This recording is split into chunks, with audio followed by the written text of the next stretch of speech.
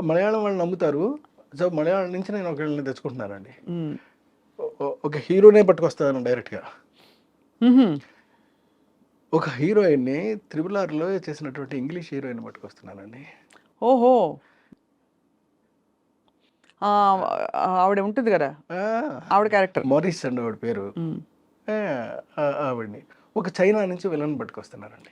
China నుంచి. హ్మ్. అబ్బో, అసలు ఇది పాన్ ఇండియా కాదు, పాన్ వరల్డ్ కదా సార్. పాన్ వరల్డే మరి. సబ్జెక్ట్ అలాంటిదండి. The knowledge. మ్మ్. ఏదో ఒక గుప్త రహస్యంతో కూడిన నాలెడ్జ్ని ఆ! ఎవరో చౌర్యానికి. అనుపమ ఖేర్‌ని పట్టుకొస్తున్నానండి. అరే రే రే రే సార్, హ్మ్. అసలు ఇప్పుడు ఈ హీరోలు ఎంత బాధపడతారు, వద్దని కలుస్తామని తర్వాత ఇస్తామని చెప్పిన వాళ్ళు. ఏమన్నా అవనివ్వండి. ఏమని అవనండి, అసలు ఏమైనా సూపర్. అవనివ్వండి. నాకు ఇవంతా అనవసరమండి. నాకు వ్యక్తి, నా క్యారెక్టర్‌కి సూటబిలిటీ ఒకటే నేను చూస్తాను తప్ప రెండోది నేను చూడనండి. వాడికి డబ్బులున్నాయా? ఉండలేదా? నా డబ్బులు పెట్టన్నా చేస్తాను నేను. అంతే తప్ప నాకు కావాల్సింది ఇది కాదండి. ఇది యాక్చువల్లీ ఇట్స్ న్యూ జానర్ మీకు, బికాస్ అంటే మాకు తెలియదు కానీ కొంచెం సోషియో ఫ్యాంటసీ దగ్గర దరిదాపుల్లో అనిపిస్తుంది మీరు చెప్తుంటే. ఐ మే బి రాంగ్, లేదు సైన్స్. పర్ఫెక్ట్ అండి.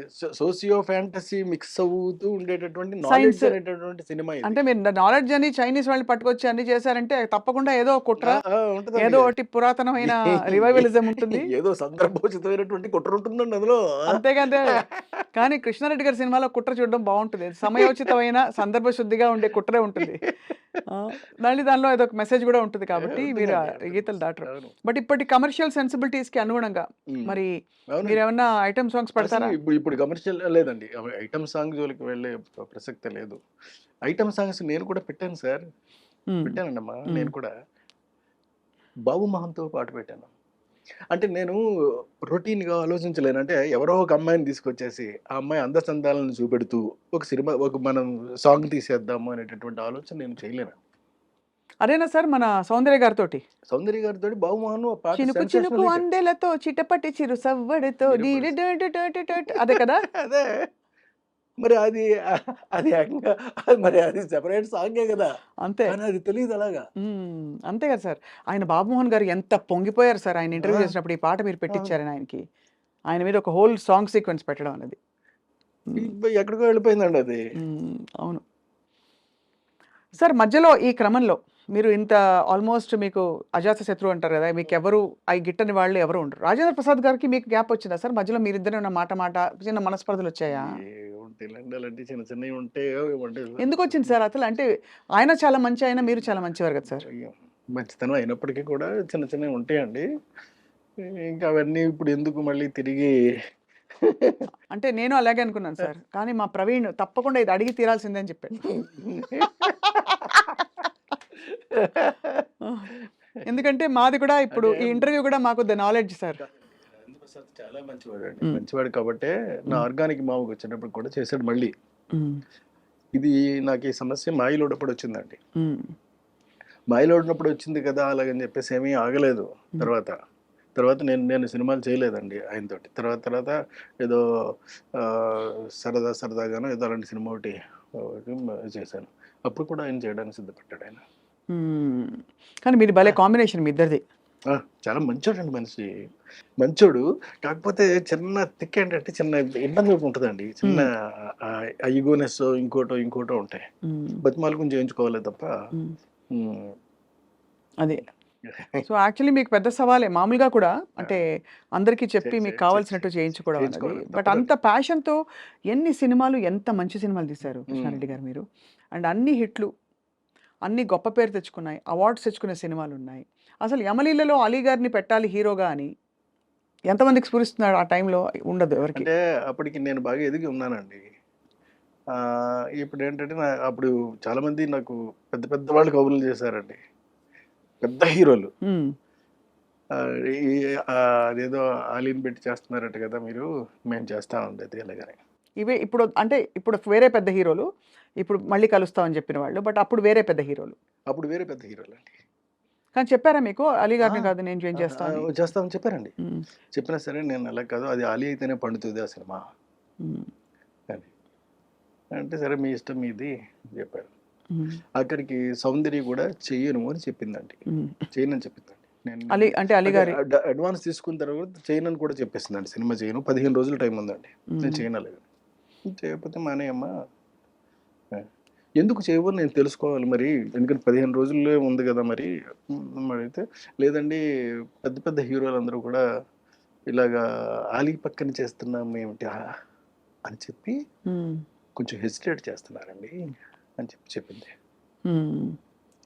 సరే పాపం, సర్లే తప్పే ఉందమ్మా, నీ నీ నీ భవిష్యత్తు నువ్వు ఆలోచించుకోవాల్సిన అవసరం మాత్రం డెఫినెట్గా ఉంది, నువ్వు ఆలోచించుకో, ఏం ఇబ్బంది లేదు, నేను వేరే హీరోయిన్ పెట్టేసుకుంటానులే అని చెప్పి వెళ్ళి ఇంద్రజని ఫైనలైజ్ చేశానండి. ఏంటి సార్? ఇంద్రజని, ఇంద్రజ గారు. ఇంద్రజని ఫైనలైజ్ చేసి, అప్పుడు ఏదో చిన్న బేబీ లైట్ లా ఉంటే ఆ లైట్ వేయండి అని చెప్పాను, ఏదో షూటింగ్లో ఉందండి ఇంద్రజ. లైట్ వేస్తే చూసి అమ్మాయి బాగుంది ఓకే అని చెప్పాను. అంటే నేను ఆలోచించాలి ఫేస్ వరకే కదా, నేనేమి స్ట్రక్చర్లు చూసి ఇవన్నీ చూడవలసిన అవసరం నాకు లేదు. ఎప్పుడు అసలు మీరు ఒక అది అంటే కన్సిడర్ చేయలేదు సార్, ఫిగర్ ఎలా ఉంది? ఎప్పుడు ఫిగర్ గురించి నేను పట్టించుకోనండి, ఫేస్ మాత్రం పట్టించుకుంటాను, చాలా ఎక్కువ పట్టించుకుంటానండి. అంటే నేను బాగా అంటే బాగా డీపర్గా వెళ్ళిపోతానండి. అంత పర్ఫెక్షన్ వస్తుందా రాదా, ఎక్స్ప్రెషన్ అంటే కళ్ళతోటి చెప్పేది ఉంటుందండి, చిక్స్తో చెప్పేది ఉంటుందండి, నవ్వుతో చెప్పేది ఉంటుందండి, ఇట్లా రకరకాలుగా ఉంటాయండి, నొసలతో చెప్పేది ఉంటుందండి. ఇవన్నీ పలుకుతాయా పలకవా అని మాత్రం చెక్ చేసుకుంటానండి. చేసుకున్న తర్వాతే నేను ఓకే చేస్తానండి. సో అలా ఇంద్రజ గారిని అంటే కాకపోతే మరి కొంచెం ఇలా లావుగాను ఉంటే ఇప్పుడున్నటువంటి టర్మ్స్కి కరెక్ట్ కాదు కాబట్టి కాస్త స్లిమ్గా కాస్త బాగా ఓకే ఎలా ఉన్నా, బట్ ఫేస్ మాత్రం చాలా ఎక్స్ప్రెసివ్గా ఉండాలండి. మళ్ళీ గుడ్గా ఉందా బ్యాడ్గా ఉందని కూడా నేను చూడనండి, ఎక్స్ప్రెసివ్గా ఉండాలి అది. అంటే చెప్తా ఉంటే చాలండి, చిన్న చిన్న అంటే ఇప్పుడు చూడండి, నేను మీతో మాట్లాడుతున్నాను, నేను మాట్లాడుతూనే చిన్న చిన్న ఎక్స్ప్రెషన్స్ మీకు పలుకుతూ ఉంటాయి. అవును, అలా పలకాలండి. గ్రేట్ సార్, చాలా బాగుంది. అయితే మీరు ఇంద్రజ గారిని తీసుకొచ్చినాక మళ్ళీ ఎలా? ఇంద్రజ గారిని తీసుకొచ్చిన తర్వాత మళ్ళీ తర్వాత మాయిలోడి సినిమా కంప్లీట్ అయిపోయిందండి. తర్వాత ఎమ్మెల్యేల సినిమా కంప్లీట్ అయిపోయింది. అయిపోయిన తర్వాత శుభలగ్నం సినిమాకి వచ్చినప్పుడు సౌందర్య ఫోన్ చేసి, సార్ నేను ఒక చిన్న తప్పు చేశాను, నేను రెక్టిఫై చేసుకునే ఛాన్స్ కోసం నేను చూస్తున్నాను సార్, మీరు అవకాశం ఇస్తే. అదేంటమ్మా అంత మాట అన్నావు నువ్వు, అదేంటి నీ సొంత అన్నయ్య లాంటి వాడు నేను, చెప్పమ్మా నీకు ఏం కావాలో చెప్పు అంటే, లేదండి మీ సినిమాలో నేను కనీసం నిలబడినా సరే సరిపోద్ది, సౌందర్యం ఉంది అనేటటువంటి చిన్న పదం వినిపిస్తే చాలు నాకు. అలా సరేనమ్మా, నేను ఏదోటి చేస్తానులే అని చెప్పి అప్పుడు ఈ సాంగ్ చేశానండి, బాబు మోహన్ పక్కనే. మరి బాబు మోహన్ పక్కన చేస్తావా అని కూడా అడిగానండి. 100% చేస్తాను, ఎవరైనా నాకు అనవసరం అండి, మీ సినిమా అయితే చాలు నేను చేస్తాను అంతే అంతే చేస్తుంది. ఎలా వచ్చి ఉంటుంది ఆవిడ రియలైజేషన్? అంటే ముందు వద్దనుకున్నప్పుడు అప్పుడు ఏంటంటే, అప్పుడు తన మెదడులోనో మనసులోనో మొత్తం మీద ఈ బయట నుంచినటువంటి చెప్పిన మాటలన్నీ కూడా బాగా ఎక్కాయి. అంటే పెద్ద హీరోలు ఉంటేనే కానీ చేస్తే చిన్న హీరో మరీ ఆలీ లాంటి చిన్న హీరో మీద చేయటం ఏంటి అలాగని కోట కూడా మానేశాడండి. అయ్యో, మానేస్తే చేయలేనంటే అప్పుడు కోట బదులు భరణిని పెట్టాను నేను. అందుకనే మీకు అప్పటి నుంచి కూడా నాకున్న అనుభవంతో అండి నేను చెప్తున్న మాట ఏంటంటే, క్యారెక్టర్ కన్నా చిన్న హీరోని పెట్టుకుంటే, చిన్న ఆర్టిస్ట్ని పెట్టుకుంటే ఎప్పుడు మీకు నో చెప్పే ప్రసక్తి ఉండదండి. మనం ఏమైతే అనుకుంటున్నామో అది ఎగ్జాక్ట్గా తీసుకురాగలుగుతాము.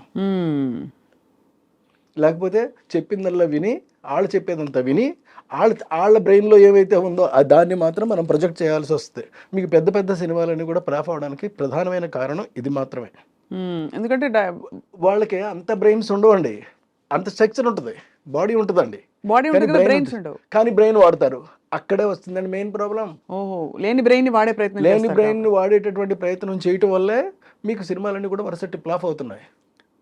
అందరు హీరోలు అంతేనా సార్? మీరు డామ్ అని చెప్పారు, కుండ బద్దలు కొట్టి వాడ వద్దులండి, ఎందుకు అంటే సీరియస్ గా, బికాస్ నిజంగా హీరో సెంటర్ కి రెమ్యునరేషన్స్ అవి కూడా బయట వాళ్ళు కాదు, మన వాళ్ళే కదా. అవును, అంతే కదా, చించుకుంటే కాళ్ళ మీద పడుతుంది అనేది సామెత ఉంది మనకి. అవును, ఎందుకు మనం చించుకుని మన కాళ్ళ మీద మనమే పడేసుకోవడం, వాళ్ళు మన వాళ్ళే కదా. పోనీ ఒక క్లాత్ వేసి అప్పుడు కడుపు చించుకుందాం సార్, క్లాత్ తీసేయచ్చు. అంటే నేను అడగడం అది కాదు సార్, నిజంగానే హీరో సెంట్రిక్ సినిమా బాగా అది అది ఇంకో స్కూల్ ఆఫ్ థాట్. అంటే హీరో కోసం డైలాగులు, ప్లానింగ్, స్క్రీన్ ప్లే ప్లాన్ చేయడం అది ఇది. అలా ఆ స్కూల్ ఆఫ్ డైరెక్టర్స్ కూడా చాలా మంది ఉన్నారు. వాళ్ళు కూడా సక్సెస్ఫుల్ రన్ అవుతున్న వాళ్ళు రన్ ఉన్నారు తప్పకుండా, అవును కదా సార్.